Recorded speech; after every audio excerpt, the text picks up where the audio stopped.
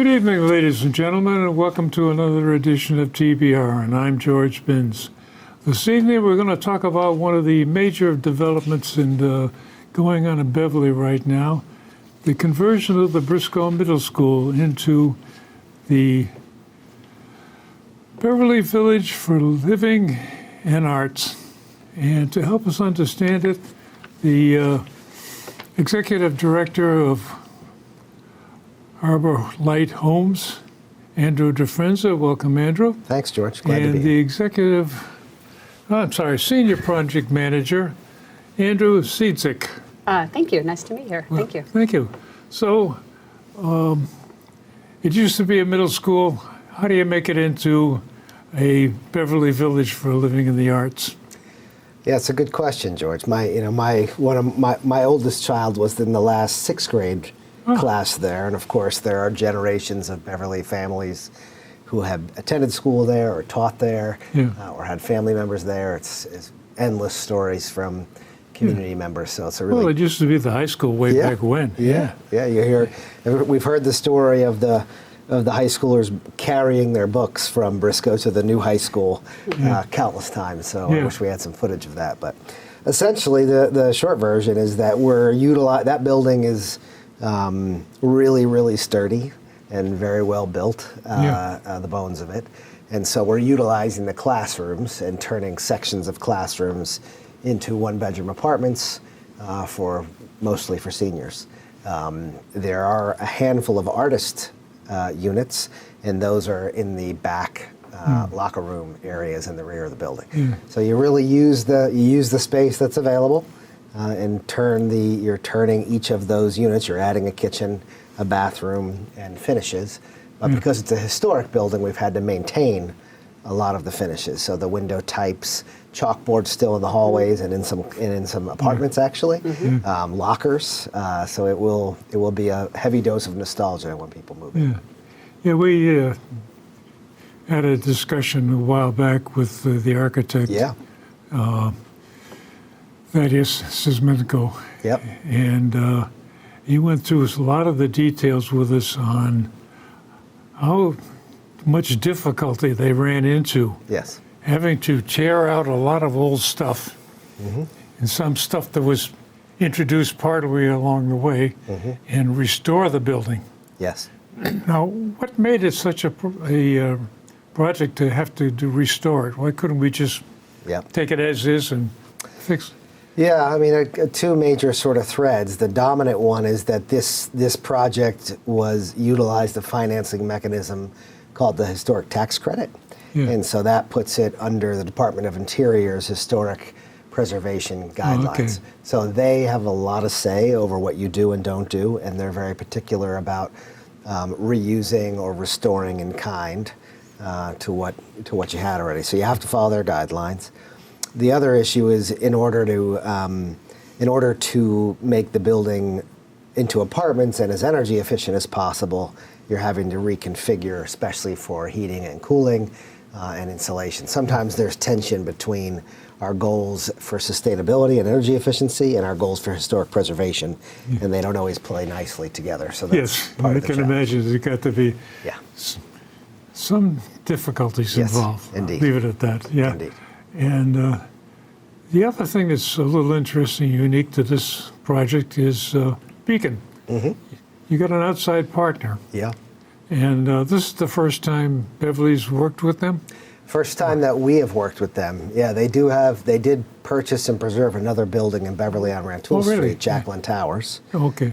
They did that, I don't know, maybe 10 years or so or less. It was somebody else developed it, but they preserved it. So what is Beacon?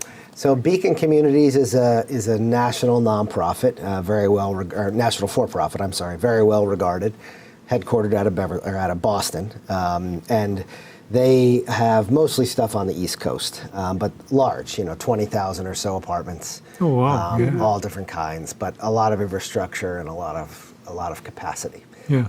So that's who Beacon is. So what do they bring to the party? Yeah, two things really that we were thinking about.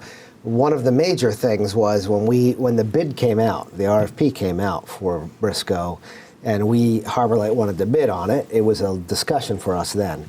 And we knew that we had so many other projects going that I couldn't really, with a straight face, say to the city council and the mayor and community members like yourself, George, hey, we're going to be able to get to this in this time period, because I knew we already had things in front of it. Yeah. And the state doesn't generally let you move that quickly for funding allocations. So the first thing that Beacon brought to it is they brought an ability to move quicker, because we could use their place in line instead of our place in line. And that was a murky but very significant detail. The second one is they're much larger than us, and this is a very large transaction, $55 million or so, and requires a lot of guarantees. That requires a lot of balance sheet strength. And so their financial stability and power is so much larger than ours. They were able to take the guarantee risk so that the local nonprofit didn't have to. So it helped us play bigger. And that was important. That worked out fine. Yes. Well, what comes down next, I guess, is that people want to move in. Sure do. And you're going through a process of people having to fill out an application because it is limited access. I can't get in there, for instance, or a bunch of other people. And that's where you come in, is it? It is. How do you manage, or how do people have to go through how many hoops to get on the list and get eventually picked? Sure. I would love to speak to that, and I'll offer, if Andrew is the forest, I am the trees. So I am all about the details. So the lottery is open. It is open until March 1st at 4 o'clock. So that's really an important date for people to be mindful of. And the application process is really actually fairly straightforward. I like to think we've taken as many hoops out as we could. There is an application. You can get them online at our offices, Town Hall, the Council on Aging. There are lots of places. You can email them, and we'll send them out to people. So the first part is to apply. Look at you, prepared, got George. one of them. Look at you. It's All almost 5 like you planned pages it. of this thing. So there are. This is a challenge to go through. So it's pretty straightforward. The application is really all about, the person, the household, and a summary of their income and their assets. And then part of the process is that everything that's on the application has to be validated through actual documents. So that usually takes the form of bank statements, Social Security statements, if people have investment accounts, retirement accounts. And so all we're really looking to do is what you said on the application, can we see that on the bank records? Does it make sense? Tax returns. And that's just all part of the process of making sure that everyone who's entered into the lottery was income eligible for the lottery. It's sort of like if you've ever purchased a house, it's like the pre-approval process before you go into looking for a house and signing a mortgage. So it's a lightweight financial look in order to just verify on a really basic level, are people within the income limits for the property? Well, that's the other thing, too. You've got 2 different income levels requirements on this thing. 30% of the average median income for the area, and then 60%. So those are the first 2 hurdles, I guess, you have to meet in order to get on the list, to be considered. And I think I looked it up as something like 17 units are dedicated to the 30%, and then the other 68 units are dedicated to the 60%. So there is more requirements that you have to meet to get into these things. And I guess, like you say, the due date for the paperwork is the 1st of March. The lottery itself is 4th of April. Right. So that's when you have to do all your homework, don't you? Well, for me, the homework is happening right now. It's getting to that point because one of the things that Harbor Light does, and I think one of the things I enjoy about this process is when people submit an application, we take a good look at it.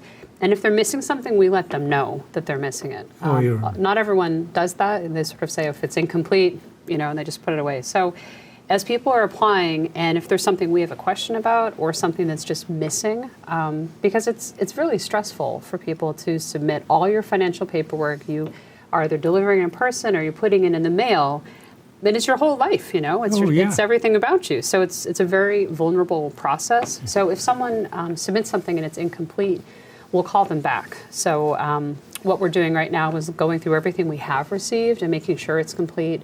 If we have questions, we're asking for additional documentation. So the hard part for us is building up to March 1st. Yeah. After March 1st at 4 o'clock, the door closed. Sort of like the shut-off valve finally gets turned off. And then we can sort of catch up. We can verify that we have everyone's income calculated correctly. There are a number of preferences in effect for the property. There's a local preference that is really important for people in Beverly to understand how that works. There are also mobility units for someone who has, a wheelchair or a walker who needs a mobility-assisted unit. There are sensory units for folks who might have hearing loss or vision impairment. So all of those things can make a difference on the lottery. So what's going to happen between March 1st and April 4th is we're going to make sure everyone is sort of coded correctly. Because once we walk it down for the lottery, we want to make sure that we know Andrew DeFranza is eligible for this unit type at this income level with these preferences. George Binns is eligible for this unit at this income type and these preferences, so that when we pull the lottery, we get everyone in the right spot. So actually, there's really several lotteries for each one of these different kinds of facilities. Sort of. There's only 2 different draws for the lottery, and so this is where the preferences become really important.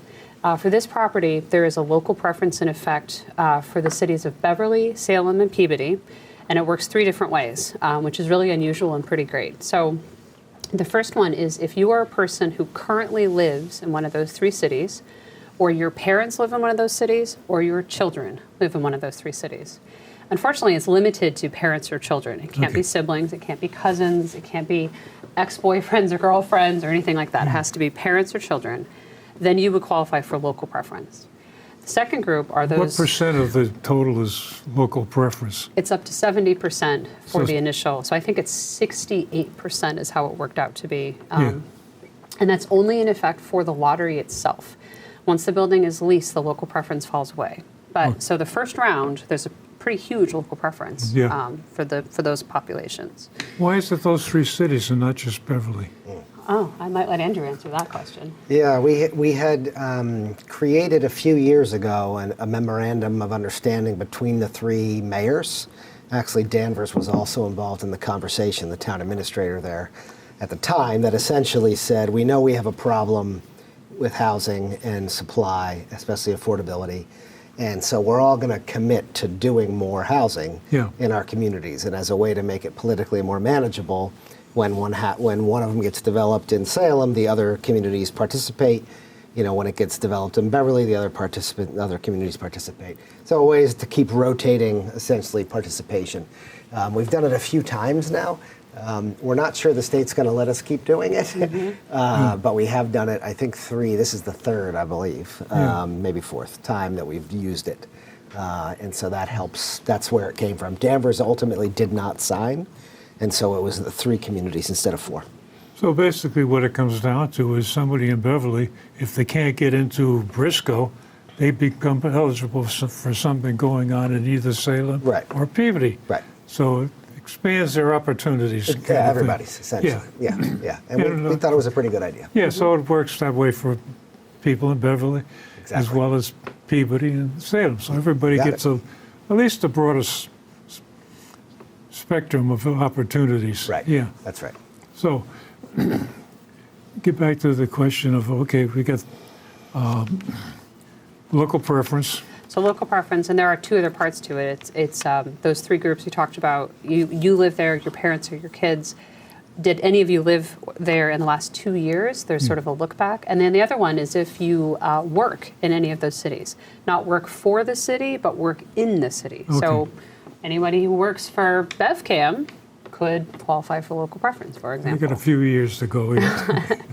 So that's how the preferences are working as it relates to local preference. And then, as I said, there are some additional preferences. If you have a need for a mobility unit, if you're in a wheelchair, there are certain units set aside for people who have that kind of a need, so on and so forth. Okay. So you got 2 drawings.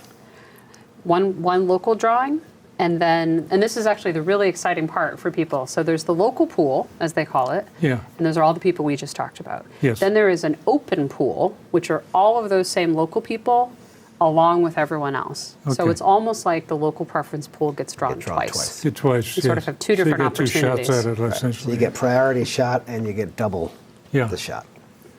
And part of the reason that's done is just, again, for fair housing and for inclusivity, but also because the long-term wait list will come from that second pool, that open pool draw. Okay.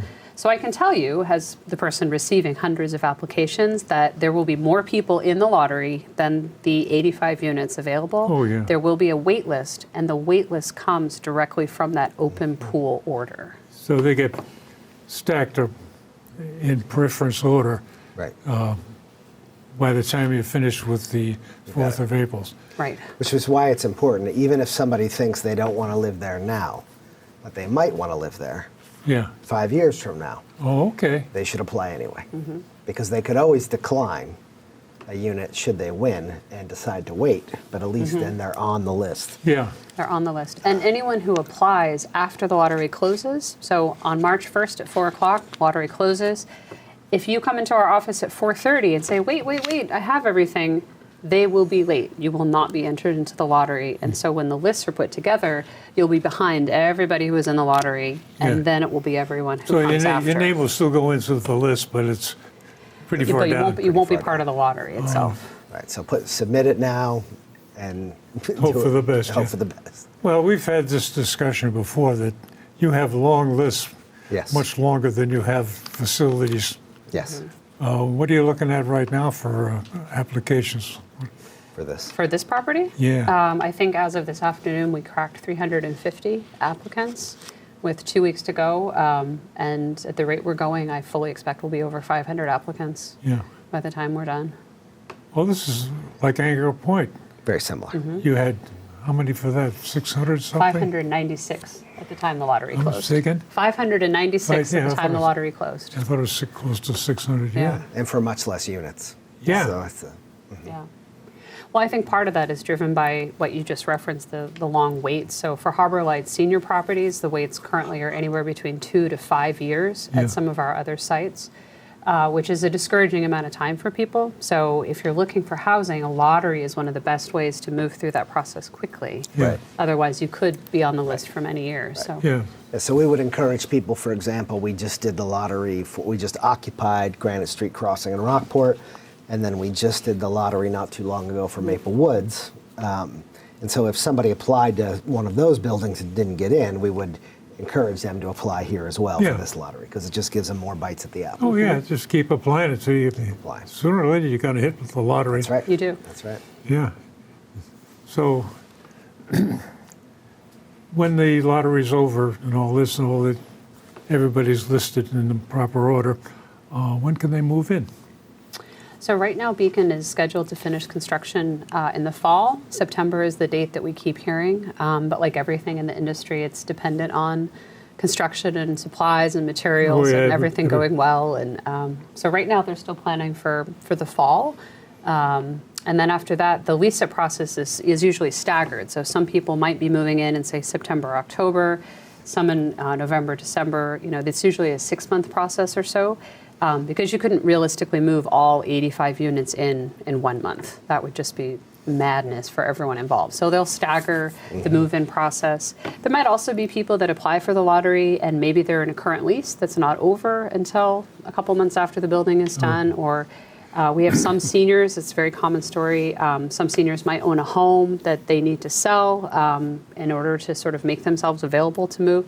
There are different subsidy limits and different asset limits for some of those properties, but that's a question that comes up a lot too of when can I move? And the short answer is that Beacon is a trusted, experienced partner, and they also have a heart, so they're going to work with people to try to make it work for them to move in a cycle that works for the building, but also works for the applicant. So Beacon is more than just sitting in the background providing you with yeah. some heavy lifting if necessary. Yeah, they took the most of the construction management, which normally we would do, and they're actually going to be the property manager on an ongoing basis. Okay. So that was the nature of the arrangement, was that they would operate the building. Now, they're a for-profit company, and they're Yeah. going to manage the property. Yes. That's a great thing, Yeah. because I've seen too many instances. This is one of my hot points, where municipalities put up facilities, do not maintain them, and then they tear them down. Mm-hmm. Igor Pruitt is one of them, and Cabrini Green is another. Sure. Columbia Point ran into the same problem in Yep. Boston. Mm-hmm. So the idea of having a for-profit Mm-hmm. managing the place, I think is great in that they're looking at, hey, it's my profit if this thing goes down. That's right. So they got more than a little motivation to keep everything up and keep everything working. Yes, that's Yeah. correct. So that's, I think, one of the major advantages that I see of this. Mm-hmm. Is it a similar sort of thing with Anchor Point, by the way? Yeah, so Anchor Point, we operate, Harbor Light Homes operates it, Yeah. but similarly, it's a similar financing structure, Yeah.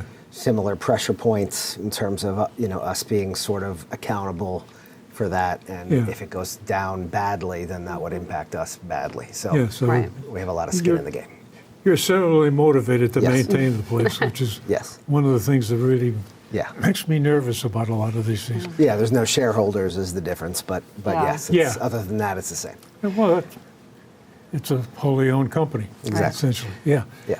If I can add, there's one other thing about Beacon that is good for the public to know is they're not just property managers, they also will be providing on-site resident service coordination, and they have a whole services program called Living Well by Design that will have community activities, wraparound services, wellness programs, cooking classes, art classes. There's a pet washing station in the building, so it's really Gardens. There's gardens. There'll be a theater space. So part of Beacon's service portfolio is not just the collection of rents and fixing the toilets when they break, but they actually go a step beyond that, much like Harbor Light does in our service portfolio, to look at the residents and say, well, what are their needs and how can we help them and how can we help them stay happy in this housing? So they have a whole resident services coordination program that will also be in effect at BVLA.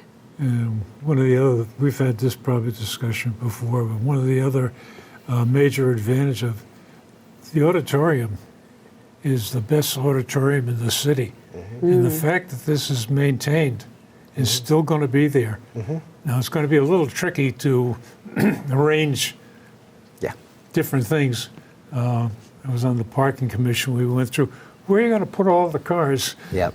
And somebody came up with the bright idea that, oh, we'll just park them up at the high school and get a shuttle. That solves a lot of problems. So that's another, I think, major advantage to the city, that we saved the auditorium, Yeah. kind Yeah. of thing. So, Yeah, and I give the mayor and the planning department and the city council a lot of credit, because if they wanted to write the RFP to get the maximum value on the sale, yeah, the best thing to do would have been to knock it down. That would have been the most economically valuable use. But they were clear that they wanted to keep the theater, keep the building preserved, and preserve the open space in the rear, the soccer field, Yeah. and the open space in the front, the little triangle. And so it was written that way in the RFP, and that's what made it possible for us to compete and respond to it and say, okay, Yeah. we'll protect this, and we'll make it work within the existing building. So you mentioned you wanted to talk to the audience. Oh, sure. So it's your turn. Yeah, I always like talking to the audience. We appreciate everybody in our home city, and are excited to be opening this new property. I hope many people that you know will find a home there. I'd like to defer to my colleague Anna here, who is the brains behind the next intervals of what's going to happen and how we can help you get a unit. And so, Anna, what do people have to do to Well, first get of all, in? Andrew is very kind. That might be the only untruth he's ever said there is by saying I'm the brains of this operation. So I take.